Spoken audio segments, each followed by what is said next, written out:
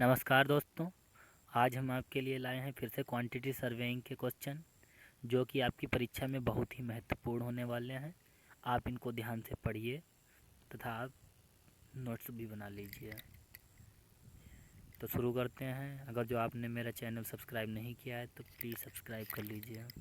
निम्नलिखित में से कौन सा वर्ग मीटर में नहीं मापा जाता है? Drip course. निम्नलिखित में से कौन सी विधि मूल्यांकन की अशुद्ध विधि है? लाभ मूल्य के साथ प्रत्यक्ष तुलनात्मक विधि। यह विधि जो है मूल्यांकन की गलत विधि है। सही विधि कौन सी? मूल्यांकन की किराया विधि, लाभ के आधार पर मूल्यांकन, मूल्यांकन की वृद्धि दर। भूमि की लागत सहित निर्माण की कुल लागत को पूंजीगत लागत कहते हैं। भूमि की लागत सहित निर्माण की कुल लागत को पूंजीगत लागत कहते हैं। मूल लागत मलबे का मूल्य अपान लाभकारी आयु कहलाता है। एनुअल डिप्रेसिएशन या वार्षिक ह्रास मूल्य। शुद्ध किराया प्लस व्यय इसके बराबर होता है ग्रॉस रेंट, यानी सकल किराया, टोटल। प्लिंथ एरिया कुर्सी क्षेत्रफल है। ऑप्शन नंबर ए, किसी भी मंजिल के फर्श के स्तर पर मापा गया भवन का कवर क्षेत्र। ये भी सही है। फर्श तल पर भवन के बाहरी मापों को लेकर यदि कोई कुर्सी तल पर खसका है तो उसे छोड़कर, यानी कि ऑप्शन नंबर सी, ए तथा बी दोनों सही हैं। मापने के बक्से निम्न के बने होते हैं। वुड लकड़ी। 1 करोड़ से अधिक लागत का एक कार्य कहलाता है मेजर वर्क, लघु कार्य, मुख्य कार्य। 1 करोड़ से अधिक लागत का जो कार्य होता है उसको मेजर वर्क कहते हैं। जो 1 करोड़ से कम होता है उसको माइनर वर्क कहते हैं, लघु कार्य। जो 10 करोड़ से ऊपर होता है उसको प्रोजेक्ट कहते हैं। निम्न में से मदों का कौन सा अतिरिक्त खर्च है? श्रमिक क्षतिपूर्ति जो है अतिरिक्त खर्च होता है। सूची फर्स्ट का सूची सेकंड के साथ मिलान करें और नीचे दिए गए कोड का प्रयोग कर उत्तर का चुनाव करें। इसमें ऑप्शन नंबर सी, ये जो है घन मीटर को फॉर अर्थ वर्क, मृदा कार्य।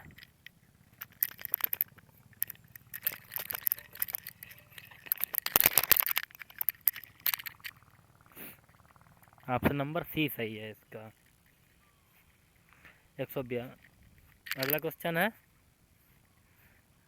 जिसका ऑप्शन नंबर ए सही है। कार्य का मध्य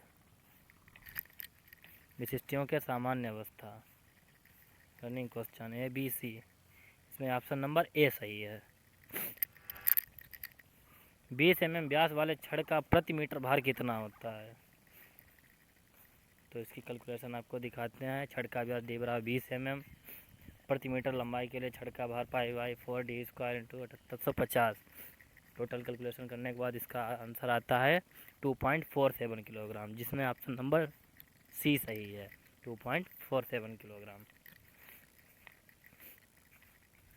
प्रबलित कंक्रीट आरसीसी कार्य के लिए राजमिस्त्री का निर्गत कार्य है 3 मीटर क्यूब, जो कि एक दिन में कार्य 3 मीटर क्यूब कर सकता है एक मिस्त्री।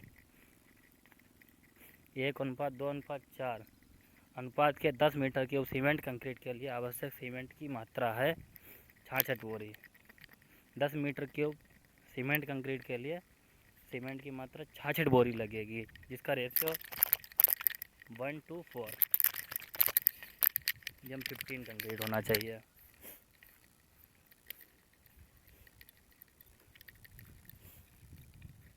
बाईस mm व्यास की सरिया का प्रति मीटर भार कितना होता है? जो कि सरिया का वजन होता है d²/162 इस फार्मूले से, और जितनी लंबाई उसकी दी होती है लंबाई से कैलकुलेशन करने के बाद में निकाल लेते हैं। इसका ऑप्शन नंबर बी 2.98 किलोग्राम सही होगा।